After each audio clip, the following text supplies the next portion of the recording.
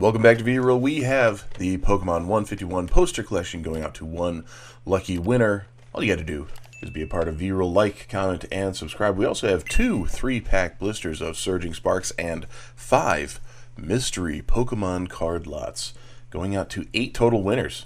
8, man, we're going crazy. The goal is 4,000 subscribers, and once we reach that, we will be able to do that giveaway. Make sure you take the time to go over to this video here and leave an additional comment. That's where I am picking up from to find the winners once we reach the 4,000 subscribers. And we're climbing fast. Today is Friday. So happy Friday, everybody. We do our Fight for First Friday, and I think I need to change it up a little bit. More so, I need to speed it up. It's kind of boring me, almost. But it's really an exercise of looking through Pokemon card sets and learning a little bit about them. And we're really in a sweet spot because these are the sets we've entered into that I don't know much, hardly anything about. Let's be honest. I really don't know much about them. So it's an opportunity to learn. So let's dive in. We're on the EX Ruby and Sapphire series. Quite a few sets here. We got 612, 17? Is that right? We got 17 here? Alright. We have 17 sets in the EX Ruby and Sapphire series. We're starting right at the beginning, and I kind of missed the cutoff for when Wizards of the Coast stopped doing the Pokemon cards. From my research, it looks like the best of game put them at the end of December 2002, which is when they finished their licensing agreement. And then that means Aquapolis and beyond is going to be current setup, the way we have it now. So I don't know if that's the exact set, but that's what it looks like. So there's probably a way to find out for sure, but I didn't dive into that. I was more interested in diving into this, the EX Ruby and Sapphire series. I was wondering what makes this so special, and it's not so much this particular set, but it's this series that has a little bit of a difference. So let's actually jump over here. Pokemon EX. If you didn't know, Pokemon EX being separate for whatever reason, well, there's a reason. The 3rd generation sets have EX in their name, which stands for extra. These cards feature higher HP and a wide range of attacks with additional powerful effects. Because the EX portion is included in the name, you can have 4 copies of these cards in your deck. For example, you can have 4 Pikachu and 4 Pikachu EX in your deck. Finally, the EX rule states that if a player knocks one of these out, they get to take 2 prize cards. So be mindful. Be demure. Yes, you take out an EX card, you are allowed to take 2 prize cards. So it's a good way to kind of speed along the process and winning in the gameplay. But the EX is simple. It stands for extra. I don't know if I knew that portion. And hopefully some of you who didn't know how this one worked, it's an opportunity to learn. That's what I'm using it as. So let's jump in. We have, I'll go back here, the Ruby and Sapphire set. This would be considered like the base set of that series. A lot of really great holos. Some I've seen over the years that have popped up as pretty iconic for the set here. And then we can go scrolling down through here, get to our different energies and trainers. But in the midst of that, we have many EX cards. Now, these are EX to be standing for extra. They are not extra within the set. This set does not host any secret rares or anything like that. And what we normally do would look at a set on TCG Player and pull out the top 10 best-selling cards. I also wanted to kind of put out a couple here, the different products. Well, there's just 3 products I've set up here. So 3 of them being the decks.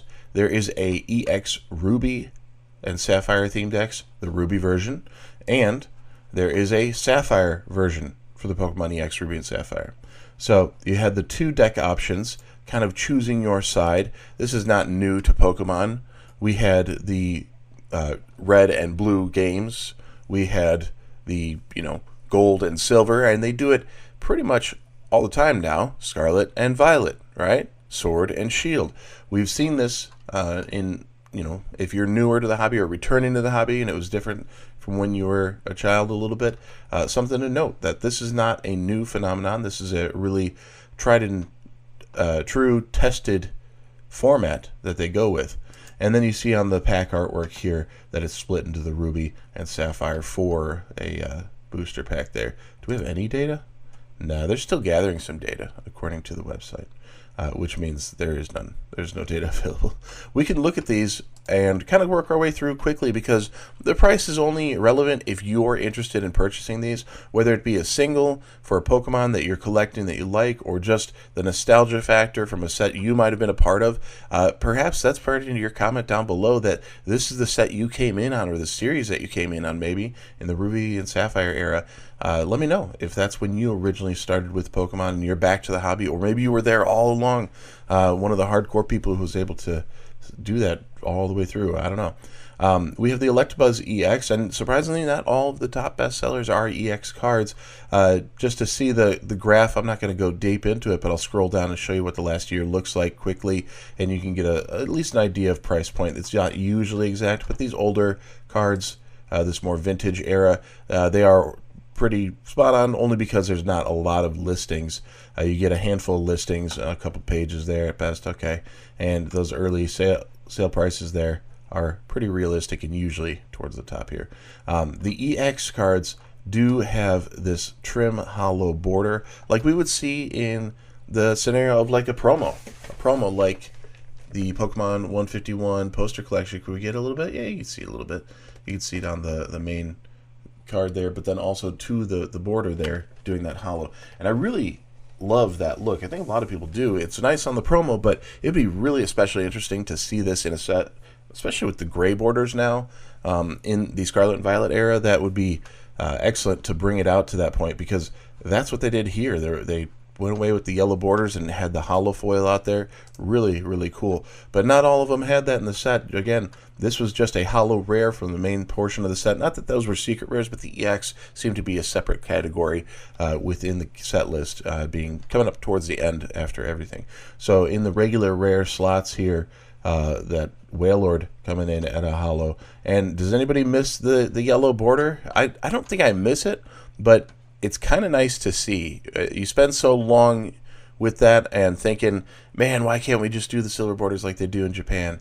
And then they make the switch, and it's kind of like the little nostalgia goggles go on, and you're like, oh man, I miss that look. Don't totally miss it, but definitely interesting there.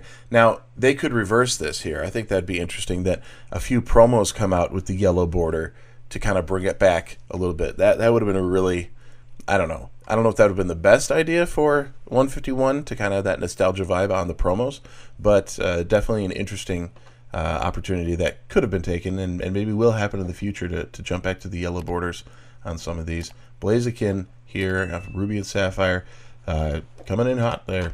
$40, not too bad, not too bad. I said I'd scroll down. Sorry, I didn't do that on Wailord. So we'll go back and just pop down for those. Holy, tanked in price. All right. That whole Pokemon was weighing it down. The graphs are just wild. They're all over the place. No real standard in how they're going. Chansey EX, let's get to that graph first. Stair-stepping up, that at least makes a little more sense for the few sales that happen over the course of a year on a set with this kind of age. And I only pulled up the near mint pricing. If I were in the position of purchasing these and they were in a reasonable range, I would only want near mint. However, I think there's an argument to be made to go and just acquire the cards of a set in any condition just so you have a copy. That would be an interesting collection strategy. The value probably wouldn't be great on the set. However, even if you're pulling them up damaged or heavily played, still you could kind of check it off in a list of an accomplishment that you completed the set. Love that swirl, if that's real there for you. If that were on your own card, you'd be loving it too, I'm sure. The Scyther EX, loving the hollow border, this cosmic galaxy border, however you want to call it. The artwork is very dreamlike, a little bit whimsical. Kind of everything's got a lightness and aura about it. And I don't know if that's no, I was going to say, I don't know if that's just the EX Pokemon, and here we have that same little glow happening on the Swampert. Definitely not an EX, just a regular rare going there. And this one shot up, but from 20 to 25. So again, that's why I don't want to focus on the prices. It's just not a great piece of information from where we sit. It's not going to be helping us much. These graphs are too volatile, too wild, too few of sales. I mean, 3 items sold, 2, 1. We're talking 12 over the course of a year. Not a good data there. If you're going to look at some pricing and some recent sales, or at least a longer list of recently sold, could go back a year or more, but it'd be officially sold items. I would look at eBay. I'd sift through there and see what people are willing to do, what they're willing to pay, and then see what it's listed for. Kind of do a little compare and contrast. I mean, the best thing to do would be find this at a card show, find it at a game store, something like that. But you're really hunting for needles in a haystack in this era, I think.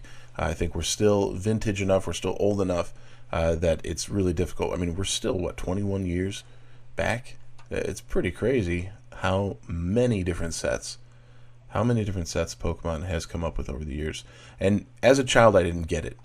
I didn't get, why would I want Himachan? I already have Himachan. Did this already. Why would I want that? And the original's way better. Like, why? So my brain just didn't understand it. Now, having re-entered in the hobby a few years back now and being a part of it, that doesn't bother me at all. It's the other things. Why is this different? EX, what does that mean? The hollow border, that's very cool. This different artwork, taking it to another level. Even the reprints, taking on evolutions. The base set Charizard reprint, the reverse hollow being the more important one. It's the same card as we had back in 99. However, the tiny little differences make it different enough. It's the nostalgia. That brought a lot of people back in. 151 brought a lot of people back in. Celebrations brought a lot of people back in. These are kind of the different waves, the different sets that really pushed on the hobby. And I think we're going to see it again. I think we're going to see it with the Gym Hero type sets and the Team Rocket set coming up. I think we're going to see another wave of people coming in. And if there's any indication on that, I think Surging Sparks is a good indication that there's a deeper hunger for Pokemon and the TCG and the collecting, the investments, all of that's coming up again. It's not 2020 again. However, we are seeing a slight increase across the board. Mewtwo EX, this would be sweet to have. Very cool, especially in that hollow border there. I like how the older Mewtwo depictions, because they were really trying to work out the artwork, in my opinion. The original Mewtwo versus this, I mean, you take the Mewtwo from the original base set and put it next to this one, they look completely different. I mean, obviously, yes, there's a lot of similarities, but they look like they're third cousins, okay? They're not direct, same one-for-one Pokemon. Love that hollow energy ball in the palm there. That's fantastic. This was probably one of the most expensive cards in the set.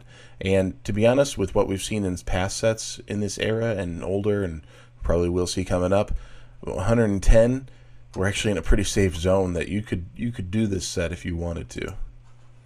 This is going to upset at least one of my subscribers. He is not a fan, but this did come out on the top spot, Lapras EX. And top spot only means having the best selling status, and you can see it on the chart here. Just more recently, a lot of them have been happening.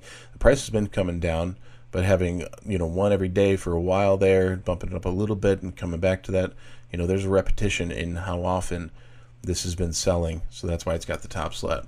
But interesting artworks for sure, how it's got this little bit of a glow to it. We're on the dark side of them. It's almost like there's something sinister in the artworks going here at just this almost night scene or something. Everything's got a heavy darkness. Even Chansey, who's trying to be all light, happy, and whimsical here, sitting in the grass here, but it looks like it's just nighttime and Chansey's glowing like the moon. I don't know. Pretty crazy. The EX cards in particular seem to be emphasizing that look. Yeah, there we go. But the regular hollows are not quite that dramatic, although We do have that Swampert. So perhaps, I don't know, just observations. And interesting for sure. The whole series is an interesting time period. Back in 2003 here, in the middle of the year in July. So we have the entire set listed over here. I don't think I have any one of these cards. I don't think I've come across any of them. Do you have it mastered? Did any of you start on this set and collect it all and master it? Because that, I feel like that would be more interesting to me than the original first few sets, that somebody came in a different era like this, or Diamond and Pearl, and had their master set. So comment down below, maybe use that as part of your entry for the chance to win the Pokemon 151 poster collection, the 2 3-pack blisters from Surging Sparks, and the 5 Pokemon mystery card lots, going out to 8 winners overall. Go back to the beginning of the video. I explain exactly what you need to do to be sure to enter for this. And if you don't want to go there, check the description below. I'm trying to make sure it's possible. I want everybody to have their shot.